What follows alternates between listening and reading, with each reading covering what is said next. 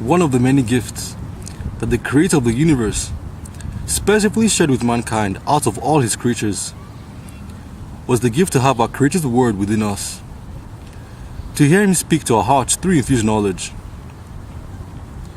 And this gift of having a holy and awakened conscience was and is to serve as a moral compass, to help us find our way back to our creator, to help us know when we've strayed, so we can make amends quickly. Because that's the ultimate purpose our creator put us here for, on this earth for. To be fruitful for him, to use all our gifts for him, to love him and serve him, and ultimately one day to be with him after we've grown so close to him, doing all of that in this life. With our creator's words in our hearts, he expects us to act upon them. Look at Abraham, for instance. He acted upon the word of his creator, on what he knew to be true in his heart, and became the father of faith and the father of many nations. Abraham is in heaven now. In these end times, things are very different.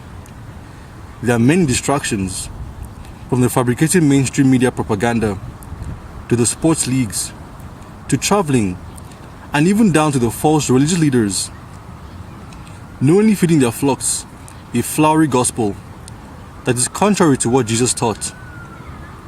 A false gospel that they teach, which distracts their flocks from even desiring the salvation of their souls. But people are responsible, because everyone was given a conscience, their creator's voice, telling them the difference between good and evil. Most people have chosen to snuff out theirs, and they will pay the price for aborting their creator. The Most High True God's testimony in these end times, the testimony of the two witnesses, is the conscience that people have snuffed out for very long. It is the truth from heaven, how the Most High True God sees. Many who have come across the testimony have rejected it because it makes them uncomfortable.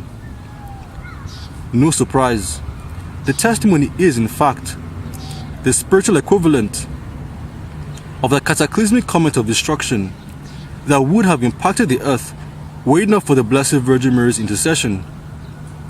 It was because of the Blessed Virgin Mary's intercession that the testimony and the two witnesses are here instead to impact the hearts of mankind, so that some can wake up and come to their senses and get right with their creator with the time that they have left. And when you receive the testimony, true spiritual vision follows, and you begin to see things differently through heaven's eyes.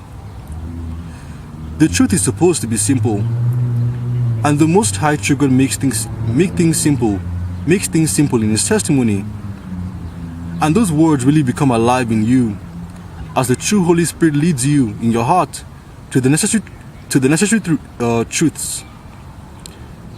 The true Holy Spirit simply needs a desire to know what he expects, and a desire to do as he asks.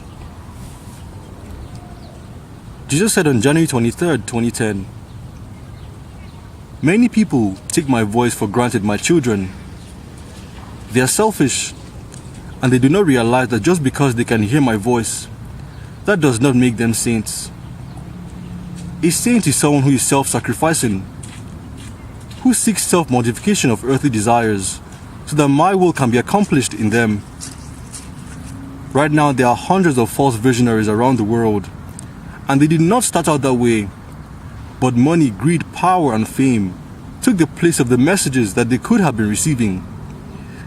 Instead, now the enemy comes to them, disguising himself as me, and these people listen with itching ears.